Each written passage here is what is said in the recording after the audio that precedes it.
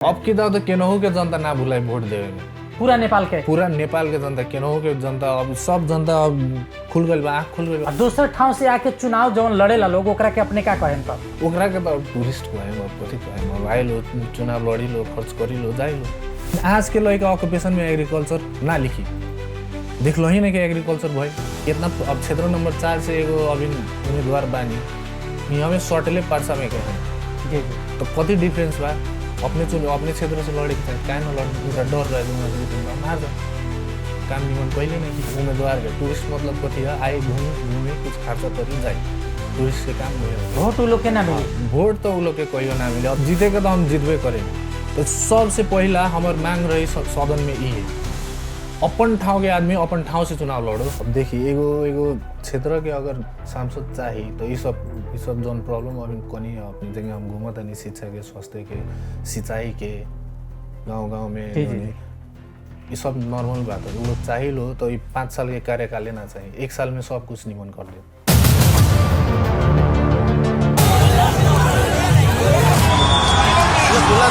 पुराना नेता लोग के उ क्षमता नहीं के, अब हमनी नया नेता के खोजी में बानी।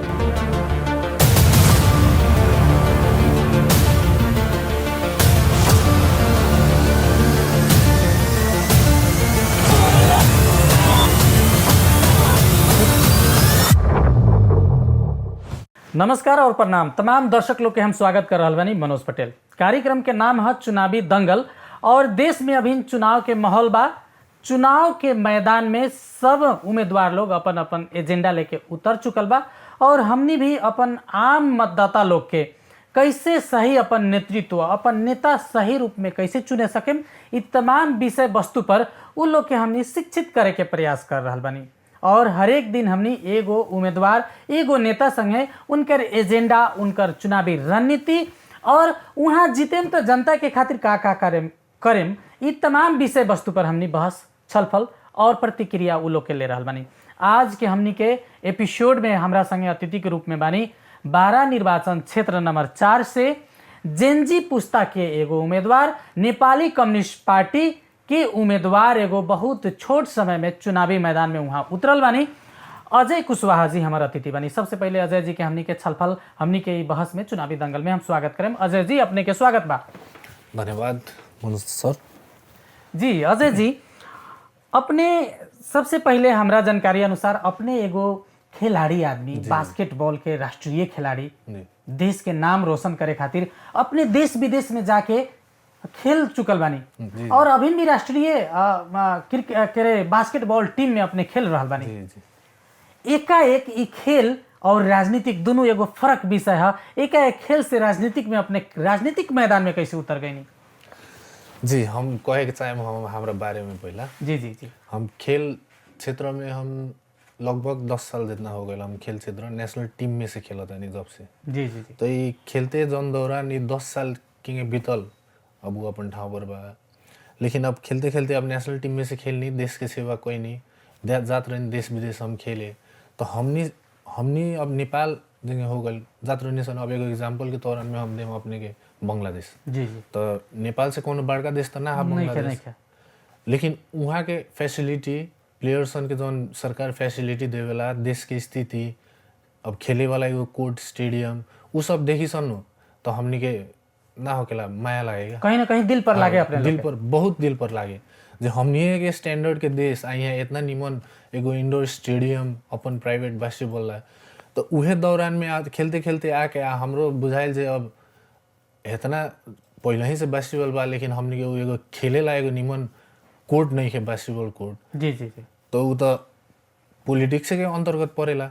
कहीं ना कहीं सब चीज, तमाम विषय वस्तु पर नेता लोग, राजनेता लोग दोषी बा। राजनीतिक हस्तक्षेप बा खेलकूद में भी। जी हाँ, तो वही से हम चाहनी जब बास्केटबॉल ला कुछ करेम कह के पहला वो हमार दिमाग में आए जे अब एगो तो मधेश के हो के हम बास्केटबॉल टीम में खेले नहीं।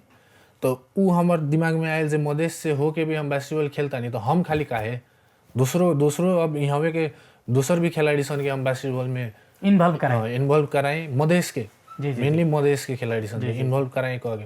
तो जब यहाँ आई नहीं, हम बुझते गए नहीं, तो यहाँ तो खेले के दूर, यहाँ तो अब निमन से खाली बास्केटबॉल तो यहाँ प्रचलित उतना फेमस नहीं थे।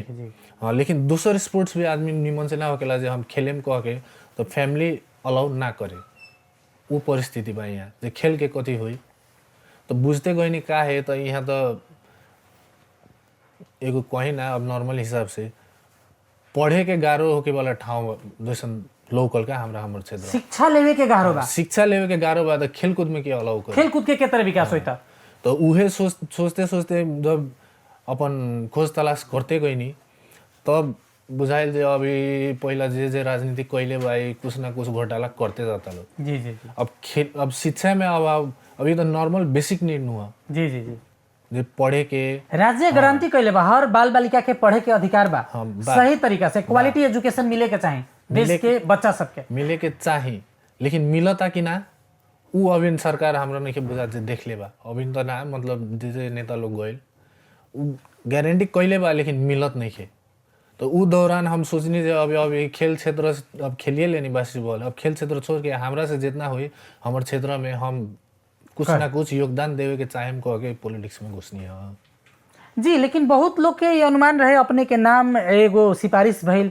पार्टी में नेपाली कम्युनिस्ट पार्टी से एगो जेनजी पुस्ता के युवा छोट समय में इतना बड़का अनुभवी खिलाड़ी लोग के बीच में अपने उतर गए नहीं बहुत लोग के विश्वासों ना रहे कि अपने के टिकट मिली तो पार्टी अपने के कैसे विश्वास कैलक और पार्टी के विश्वास पर अपने खड़ा अब उतरे सकेम कि ना सकेम ना सर्वप्रथम तो हम पार्टी हमरा के विश्वास करके टिकट दिलक अपने जे कनी है और भी बहुत क्षेत्र के अग्रज नेता लोग के भी नाम सिफारिश भए रहे अब पार्टी हमरा के टिकट दिलक ओकरा पार्टी के धन्यवाद देवे के चाहे लेकिन अब के देश के परिस्थिति जौन भदौ 23 गते जौन आंदोलन भइल हमने के जेनजी लोग के तो ओकर मेन मुद्दा रहे भ्रष्टाचार के आ वो भ्रष्टाचार उतिक होने के केंगे मेन और कहाँ से जब वो आंदोलन पड़कल न होते भ्रष्टाचार के बाद उठावत रहे आदमी हमनी के युवेशन उठावत रहनी सन लेकिन हमने आंदोलन करके ना उठावत रहनी सन हमने सोशल मीडिया के मार्फत उठावत रहनी सन तो सरकार कथी कहलक सोशल मीडिया बैन कर दिलक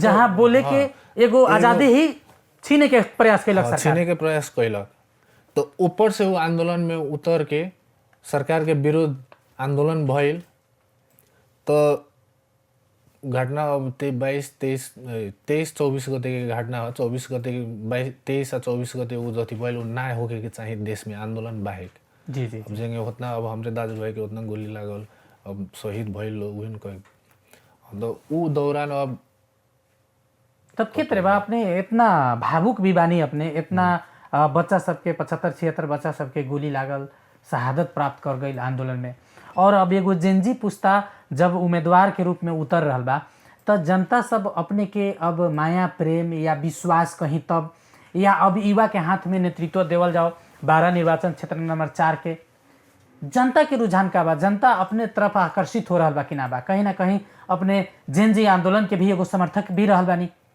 त का बा जनता के फीडबैक का मिल रहा बा फीडबैक हमरा क्षेत्र में हम उत्तर से दक्षिण तक ले लगभग पूरा एक राउंड मार ले बानी जनता के हमरा प्रति पूर्ण विश्वास बा आपकी दा काहे कि अब जितना हमनी के क्षेत्र में नेता आए लोग अब कथी काम कैलक लोग उ लोग के था हुए लेकिन जनता के उ लोग प्रति एथी नहीं के अभी उ लोग कुछ काम कैले वालो होंगे जनता के नहीं के बुझल काहे कि जितना हम घूमनी है उत्तर से दक्षिण तक ले हमनी के क्षेत्र अपने के चुरिया माई से एने मुसार बॉर्डर तक ले पड़ेला जितना घूमनी है वो अब नॉर्मल चीज सब में कंप्लेन आ होता का हम तो सोच ना सके हम कथी सोच के पॉलिटिक्स में हम कहीं ये विकास के खाली बात हो वो सोच के अब पॉलिटिक्स में आए नहीं लेकिन क्षेत्र घूमे के दौरान एगो ना होकेला अब लाइफ में डेली चाहे वाला चीज भी नहीं के भइल अब एगो टोल में गई नहीं तो कहता लो अब बउआ हमनी के पानी भरे के रहेला तो दोसर गांव में जाके पानी भरत है कल में से एगो सामान्य चापाकल भी नेता लोग सामान्य एगो चापाकल के स्थिति नहीं शिक्षा स्वास्थ्य की स्थिति जर्जर बा शिक्षा स्वास्थ्य तंका दूर राखी अब सोची ना अब घर में पानी पिएला दोसर गांव में जाके पानी भरत है कहता लो तो हमनी के क्षेत्र के स्थिति केंगे बा अब अपने सोची जी अपने के और उम्मीदवार लोग और नेता लोग पुराना नेता लोग भी जे जीत के आयल बा लोग जे ऐसे पहले संसद में 12 क्षेत्र नंबर 4 के हम मसीहा बने कह के गइल बा लोग वो उम्मीदवार लोग अपने के क्षेत्र में चुनावी मैदान में बा और उम्मीदवार लोग बा कुछ उम्मीदवार लोग जेनजी आंदोलन के राप ताप के एगो जनमत में बदले के प्रयास के साथ में भी अपने के क्षेत्र में उम्मीदवार लोग आ रहा बा का कहें अपने के क्षेत्र में जो उम्मीदवार लोग बा उ उम्मीदवार लोग में अजय कुशवाहा कितना सही बा और अजय कुशवाहा के ही काहे वोट दी जनता, ये भी थोड़ा सा संक्षिप्त रूप में हमनी के बताएं। अब उम्मीदवार लोग के बात रहल, अब एगो उम्मीदवार बानी हमनी के, उ पहिला हमनी नेपाली कम्युनिस्ट पार्टी जौन 17-18 को पार्टी मिल के नेपाली कम्युनिस्ट पार्टी बनल को, उमे से एगो एकीकृत समाजवादी भी रहे हमनी के नेकपा, उमे हमनी रहनी सन। तो एगो उम्मीदवार तो उहे पार्टी से जीत के यहाँ से माननीय भइल रहनी। अभी वहाँ वो पार्टी में नहीं थी ना, अभी वो पार्टी छोड़ के वो अभी दूसरी पार्टी में प्रवेश कर गया, ओमे से टिकट ले बानी। लेकिन ये चीज़ अब उनकरा के हमनी के जनता के विश्वास करे के एगो पॉइंट हम कहे के चाहेम अपने लोग के, ये चीज़ भदौ 23 के आंदोलन होला के बाद हेतना चीज़ हो गए, उहे पार्टी सरकार में रहे, ते पर आंदोलन बाद में उहे आदमी जाके वो पार्टी प्रवेश करके यहाँ से अब चुनाव लड़तनी। तो का बा प्रतिक्रिया अपने के टिकटे खातिर वहाँ गई रहनी, टिकट लेवे खातिर ही वहाँ पार्टी प्रवेश हमरा बुझाता टिकट ले वही खातिर प्रवेश कैले बानी। आ उनकर पार्टी के एगो और चीज़ कह देतन जे अभी उ पार्टी ला केंगे वोट मांग सकतानी, एगो नैतिकता होकेला। उ पार्टी उहे पार्टी हो जौन अपने के सरकार के हेड उहे पार्टी के आदमी रहलन, जब ये आंदोलन भइल हेतना 76 गो आदमी हमनी के दाजू भाई। लेकिन सोशल मीडिया में अजय जी अपने सुननी है ये बात, अपने कहता नहीं सोशल मीडिया में बहुत बड़का पार्टी सबसे छुटका से बड़का पार्टी स्वतंत्र उम्मीदवार सब भी अपने के क्षेत्र में चुनावी मैदान में बा, उ लोग के कहना का बा कि अजय जी तो दौड़े में नहीं खन, अजय जी कंपटीशन में नहीं खन, अजय जी से हमनी के कंपटीशन नहीं है। जी देखिए अब सोशल मीडिया के रहल बात, तो सोशल मीडिया तय ना करेला। जी सोशल मीडिया अब के बा अपने के जे एगो और पॉइंट में थप देता नहीं, सोशल मीडिया के अगर चले वाला रही, सोशल मीडिया डिसाइड करे वाला रही, तो देश के प्रधानमंत्री अब एगो हमरा लगे बहुत पैसा रही, हम कौन के देश के प्रधानमंत्री बनावे के चाहेम तो सोशल मीडिया के थ्रू ओकरा के हम देश के प्रधानमंत्री बना सकत नहीं। ओंगे भी आदमी के मैनिपुलेट कर सकत, सब चीज सोशल मीडिया डिजाइन ना करे, सब सोशल मीडिया पैसा सब कुछ डिसाइड ना करेला। भले हम सोशल मीडिया में कम एथी बा, लेकिन जितना अभी क्षेत्र घूमनी है हम जी हमार प्रक्रिया बहुत निमन बा, आस भी बा जनता के अभी देश के स्थिति अनुसार देश में अभी जति जेंगे भइल सब कुछ मांग अनुसार भी एगो युवा के अगाडि बढ़ावे के चाहिए कह के बा, वही से हम चुनाव जीतेम, एमे हमर कोनो दुमत के बात नहीं है, चुनाव हम जीतेम। लेकिन बहुत दोसर क्षेत्र से भी अपने के क्षेत्र में जाके उम्मीदवार लोग चुनाव लड़ल बा, पॉपुलर चेहरा हैंडसम लोग, एकरा बाद में बेसी रुपया पैसा के भी चल खेल अपने के क्षेत्र में हो रहल बा कह के बात सब आ रहल बा, इस सब बात में कितना सत्यता बा? बहुतो लोग कह रहल बा कि हमनी क्षेत्र नंबर 4 एगो पर्यटक उम्मीदवार लोग के एगो थलो बन गई बा, इस चीज में अजय जी के का प्रतिक्रिया बा? एमे हमर एगो प्रतिक्रिया बा, क्षेत्र नंबर 4 के हम पहले ही से डिसाइड करत रहनी, मतलब सोचत रहनी जे इहो एगो टूरिस्ट प्लेस ना होकेला। जी जो टूरिस्ट लोग आए लोग घूमे तो ठीक रहे, बनावे के परी के हम पहले से सोचत रहनी। जी लेकिन उम्मीदवार के रूप में ये लोग हमरा के ठीक साबित करता लो, मतलब हमार इच्छा उम्मीदवार के रूप में ये लोग पूरा करते जाता लो। उम्मीदवार के टूरिस्ट मतलब कथी है, आई घूमे कुछ खर्चा करी जाए, टूरिस्ट के काम उहे होके वोट उ लोग के ना मिली, वोट तो उ लोग के कहियो ना मिले। अब उ लोग कहता सारा वोट हमरे बा, आपने कहता नहीं कि वोटे ना मिले। काला से नानू होई तो केंगे काला से हो जाई, काला से होके वाला रहे तो अब बिहाने नॉमिनेशन ना करे के चाहिए, सब कुछ यदि करके आए के तो पेपर में लिख के निर्वाचन आयोग से डिसाइड कर देवे के चाहिए। इस क्षेत्र के माननीय हम है 12 निर्वाचन क्षेत्र नंबर 4 के जनता बाहरिया उम्मीदवार लोग के वोट ना दी, बाहरिया के ना दिया, बाहरिया के वोट देवे के उस सवाले नहीं के, अपने बाहर के आदमी है वहाँ वोट अपने वोट ले लेता नहीं, बाहर के आदमी है तो चुनाव के बाद वहाँ थोड़े रहे अपने क्षेत्र में कथी होता है कथी नहीं के होता। लेकिन नेपाल के संविधान में कानून में ये व्यवस्था बा, नेपाल के देश में कहीं रहे वाला उम्मीदवार कहीं जाके चुनाव लड़ सकता, तो हर्ज का अगर अच्छा व्यक्ति बा तो ये एगो अब देखिए, अब प्रतिनिधि सभा चुनाव जीतला के बाद माननीय काम सबसे मेन इम्पोर्टेंट काम है एनबी बनावे के। जी देश में कोनो अब मानी ना जनता मैत्री, जनता के इच्छा अनुसार जनता का चाहता वैसा कानून बनावे के उ एगो सबसे महत्वपूर्ण मेजर काम है। अगर हम जीते के तो हम जीतबे करें, तो सबसे पहला हमार मांग रही सदन में ई है अपन ठाव के आदमी अपन ठाव से चुनाव लड़ो, और दोसर ठाव से आके चुनाव जवन लड़ेला लोग ओकरा के अपने का कहें तो ओकरा के तो अब टूरिस्ट कहेम, अब कथी कहेम, अब आइलो चुनाव लड़ी लो, खर्च करी लो, जाइलो अपन ठाउँ में अगर वहीं अपन ठाउँ में विकास भइल रही उ लोग से, उ लोग कन्फर्म रही जे हम यहाँ निमन काम कैले बनी आगामी दिन में भी हम चुनाव में जीते जाम, तो दोसर ठाउँ में जाए के जरूरी कथी है? वहाँ में से चुनाव लड़ी लो, वहाँ में विकासे न करे के बा। जितना लोग बाहर बाहर जाके लड़ल बा उ लोग अपन क्षेत्र में सही काम नहीं के कैले। अब उहे सोचे के पड़ी हमारे अनुसार से तो उहे। अब एगो हमने के यहाँ में कितना, अब क्षेत्र नंबर 4 से एगो अभी उम्मीदवार बानी, यहाँ में सटले पर्सा में के है जी जी, तो कति डिफरेंस बा? अपने क्षेत्र से लड़े के चाहिए, काहे न लड़नी? उनका डर रहे वहाँ से उठेम तो हम हार जाम, काम निमन कैले नहीं की। तो अब किरदाल ये जब तमाम बात कहतनी केहू अजय कुशवाहा होखो तब या दोसर अदर कोनो उम्मीदवार या कोई पार्टी के नेता होखो, अब किर बार पर्सा निर्वाचन क्षेत्र नंबर 4 के जनता के भूले वाला भूलियावे वाला 12 काम हो सके कि ना?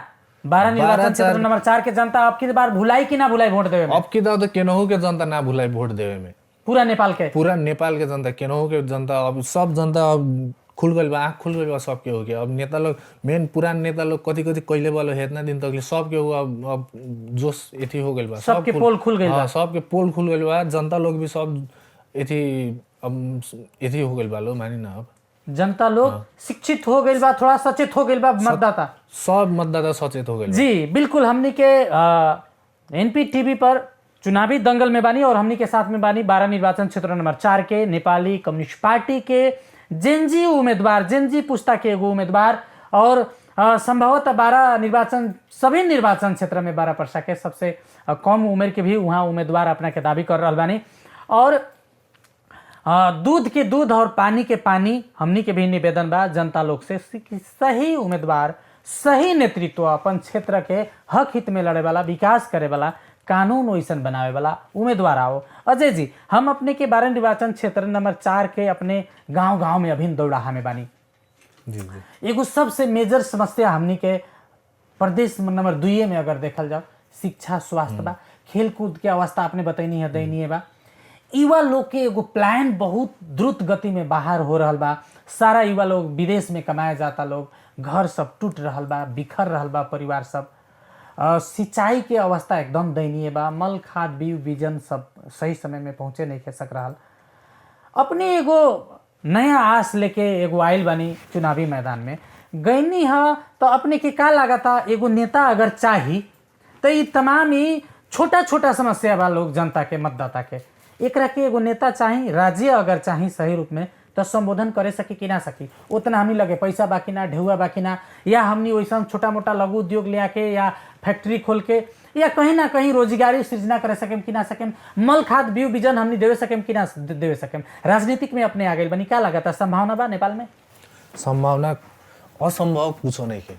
अब देखिए एगो क्षेत्र के अगर सांसद चाहिए तो ये सब जौन प्रॉब्लम अभी कनी है अपनी जगह हम घूमत नहीं, शिक्षा के, स्वास्थ्य के, सिंचाई के, गांव में ये सब नॉर्मल बात है। वो लोग चाहिए लो तो ये 5 साल के कार्यकाल लेना चाहिए, 1 साल में सब कुछ निमन कर दे अगर चाहिए लो तो। वैसन मैनेजमेंट बा, मैनेजमेंट कर सकल अपने लगे भी वैसन कोई जादू के छड़ी या मैनेजमेंट या अध्ययन या अनुभव वैसन बा अपने करे सके? जादू के छड़ी ना, ये जौन हमनी के सरकार जति प्रोवाइड करेला ओकरे के निमन से यूज करल जाए नो तो सब कुछ पॉसिबल बा। अपने के केनो घोटाला ना करके अब जगह मानी सिंचाई के बजट आवते बा, जी जी जी, लेकिन सिंचाई होत नहीं है। लोग खेती करे के नहीं के चाहत, जितना खेती करे में खर्चा बा रुपया पैसा, उतना उत्पादन करके अगर बेचल जाए तो सब बराबर हो जाता, तो युवा लोग खेती काहे करी? वैसन कोई आइडिया उंगे नहीं है। अपने केंगे बाजे सिंचाई के प्रॉब्लम होके लागेला नु, जी जी, तब वहाँ कुछ कौनो भी चीज अपने काम करता नहीं, लेकिन वहाँ प्रॉब्लम होके लगी तो अपने करे के ना मन करी, वो मेन प्रॉब्लम होता है। सिंचाई अगर निमन से रही तो खेती यहाँ के ना बीजन अगर सही समय में मिली, गमसा काहे राखे नि सन हमने, जी जी, मधेश के सिंचाई अपने के हमने के खेती पाती तो हमने के एथी है ऑक्युपेशन में हमने लड़का में पढ़त रहन्छ त ऑक्युपेशन में हमने एग्रीकल्चर लिखत रहन्छ। आज भी हमने के सारा लोग ना, लेकिन आज के लड़का ऑक्युपेशन में एग्रीकल्चर ना लिखी, देखलो ही नहीं के एग्रीकल्चर भइल, खेती पाती देखलो ही नहीं के, सब घट रहल बा, सब कुछ छीनबीन हो रहल बा। छीनबीन हो रहल बा। एमे नेता लोग ही दोषी बा। एक प्रकार के नेता लोग भी दोषी बा। मेन दोष हम नेता लोग के देवे के चाहे। तो हमनी इतना छल फल कर रहल बानी, बहस कर रहल बानी, एगो अपने आप का कहे के चाहे अंतिम समय में हमनी के कार्यक्रम के अंत और आ गइल बानी। 12 निर्वाचन क्षेत्र नंबर 4 के आम मतदाता के अपने का कहे के चाहे चुनावी दंगल मार्फत? अब चुनावी दंगल में थोड़ा अब चुनाव हमरा के जिताई लोगन, हम उहे रिक्वेस्ट करे के चाहे। जी अब हमरा के वोट जबरदस्ती दी लोगन भी हम ना कहे, जी लेकिन अभी तकले जितना उम्मीदवार उठल वालो कथी काम कैलक लोग केने केने कथी नइखे लोग कैले वालो उ सब हमनी के जनता सब के था बा। उ आधार पर अगर एहू के भी वोट दिलो तो हम चुनाव हमर जीतल निश्चित बा, हम चुनाव जीतबे करेम। वही से हम हमनी के अब जनता से कहे के चाहेम जे अब जे उम्मीदवार उठल बा अपन जज करी लोगन, निमन से देखी लोगन केकर एजेंडा ठीक बा केकर नइखे उ सब भी देखी लोगन। अब जे उम्मीदवार उठल बा ओमे तो सब केहू के तो जनता के तो था न बा जी कि कथी काम मूल्यांकन करे के पड़ल जनता के। मूल्यांकन करे के। अब एगो उम्मीदवार बानी बाहर के बानी, लेकिन उ ऐसे आगा के माननीय उ हो गइल बानी तो उ क्षेत्र में कथी कोइनी। एक आदमी बानी तो उ दूर के नहीं कि यहाँ साइड में से बानी, उ क्षेत्र में उ कथी कैले बानी हमनी के क्षेत्र के लोग आराम से पता लगा सकता। अब बाकी हमनी के तो यहाँ के क्षेत्र के बानी सन, यहाँ के बेटा है सन के कथी कैले बा उ सब मूल्यांकन करो लो, उ अनुसार से वोट दी लोगन, हमरा के जिताई लोगन। जितला के बाद कथी करे के पड़ी ना करे के पड़ी, हम कोनो राजनीतिक यदि हम अपने राजनीतिक करके आइल होंगे ना है, हमरा भाषण देवे ना आवेला, लेकिन काम करे हमरा आवेला। काम करे आवेला, प्लान बना के केंगे काम करल जाला, ओकरा के सक्सेस केंगे करल जाला। एगो अब मानी ना केना उसे शुरू कर गेल तो ओकर तो डेस्टिनेशन तो बानू जी। अपने लगे अपने के पक्का विश्वास बा जैसे अपने खेलकूद में सफल भइनी, राजनीतिक में भी अपने सफल होइम अगर नेतृत्व अपने के मिली करेम हम। काहे कि खेलकूद हमरा के एगो बहुत बड़का चीज सिखैले बा। जीतल भी सिखैले बा, हार में केंगे होकेला उ भी सिखैले बा। वही से कहम चुनाव भी हम खेले के रूप में ले ले बानी, युद्ध के रूप में ले ले बानी, ओसे तंका बड़का खेल के रूप में ले ले बानी। अब खेल अब यह न हुआ, अब चुनाव जीतेम तब हम कुछ करके दिखा सकतानी। अब इतना अब पुरान नेता लोग के इतना जनता विश्वास कैलक, अब वो विश्वास के फल कथी मिलल वो अपने से जज सबके यदि करिए सकता। हमनी के क्षेत्र नंबर 4 के जनता अब उतना विश्वास कर के भी उ लोग के कुछ नहीं के मिलल तो एक बार हमरो के विश्वास करी लोगन। अभी नया आइडिया लेके अब नया लोग अपने कहनी है कि विश्वास करके जनता जितावेला आ फेन अपना हुआ कहें कि एक बार हमरा के जिताई आ जीत गईला के बाद में फेन अपना हुआ कि उहे नेता लोग लखा रवैया रही तब तो हमर उ हो ही ना सकता। हमर उ रवैया हम कहाँ जाम, हमर क्षेत्र छोड़ के हमरा जाए वाला ठाव बा कि न हो। आ एगो तो अभी ई उमेर के एगो अब लइके कहे हमनी के क्षेत्र में ई उमेर के एगो लइका के केहू जितावता ताके माननीय जी तो नानू कहे के पड़ी बउआ केंगे बा हई काम नहीं के भइल, हई काम केंगे बा करे के पड़ल। नेता लोग के फोने ना उठेला, जनता कहेला अपन हो के बिहान उठी कि ना उठी फोन ठीक बा, नेता लोग के फोन ना उठेला, लेकिन नेता लोग के घर तो देखले न बालो, हमर घर तो देखले न बालो। हम जिदम घर पता लगा में कितना टाइम लगे। अगर अपने के वोट दियाई तो अपने बिहान भी परिवर्तन ना हो। ये अजय ई ना कुशवाहा ऐसा नहीं रही है, हम इहे रहेम जेंगे बानी, हम रियल रहेम। उ फोन ऑफ होके वाला, फोन नंबर चेंज करे वाला, दूसर ठाव में जाए वाला ओमे से हम ना पड़े नहीं। हमारे एगो और बात बता देता नहीं अपने के। अब बैकग्राउंडे के बात करल रहे तो हम एगो राजनीतिक फैमिली से आयल बनी। अब क्षेत्र के लगभग आदमी चिंते बा हमर घर के आदमी के। अब उ लोग क्षेत्र ला कितना काम कैले वालो नहीं खेलो कैले उ भी जनता के था बा। वही से हमर जाए वाला भागे वाला जितला के बाद ओंगे फोन ऑफ होके वाला, चाहे अब मानी ना केनहु चल जाए वाला, फोन ना उठे वाला, काम है पड़ल तो छोड़ देवे वाला ओंगे हमरा से करे के चाहेम भी तो ना हो।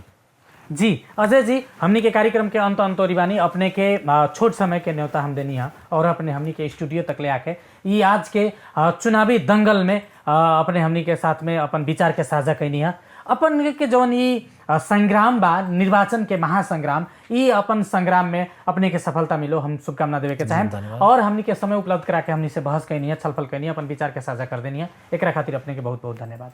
धन्यवाद अपने हो के बोले नहीं है जी। और विशेष धन्यवाद हमनी के तमाम दर्शक लोग जे हमनी के देख रहा बा एनपी टीवी पर और हमनी के नेपाल पोस्ट टीवी और रेडियो सीमांचल पर भी आपने आके देख सकतानी, सुन सकतानी और नेपाल पोस्ट डेली.com पर भी पल पल के चुनावी अपडेट अपने के साथ में हमनी दे रहल बानी, देखा रहल बानी। वहाँ भी nepalpostdaily.com पर भी आके हमनी के ऐसन चुनावी संबंधी समाचार अपने सुन सकतानी। एनपीटीवी के आज के बहस चुनावी दंगल से हम मनोज पटेल, 12 निर्वाचन क्षेत्र नंबर 4 के उम्मीदवार, नेपाली कम्युनिस्ट पार्टी के उम्मीदवार, जेनजी पुस्ता के उम्मीदवार अजय कुशवाहा के साथ में मनोज पटेल हम आज्ञा चाहें। जाते जाते अपने के हम निवेदन करें कि एक बार भूलें तो 5 बरस झूलें। हमनी के एगो भोजपुरी में कहावत बा, ऐसे अपन मतदान ही जौन बा, एगो मत के दान बा, त सही नेतृत्व ओकरा के परख के, अपने एगो गाय भैंसी भी किने ले तो ओकरा के परखी ने, वैसे ही एगो अपन घर में कोई भी एगो तीना तरकारी भी अपने किने जानी तो ओकरा के परख के किने ले। और ये अपन भविष्य निर्माण करे वाला, देश के कानून बनावे वाला और ये समाज के परिवर्तन के अभियान में लेके आगे बढ़े वाला उम्मीदवार नेतृत्व चुने खातिर भी तमाम चीज के ठोक बजा के चूज करी, अपने सही उम्मीदवार चूज करे में सफल होगी। अपने लोग के भी शुभकामना देत आज के कार्यक्रम से हम मनोज पटेल आज्ञा चाहें। नमस्कार, प्रणाम।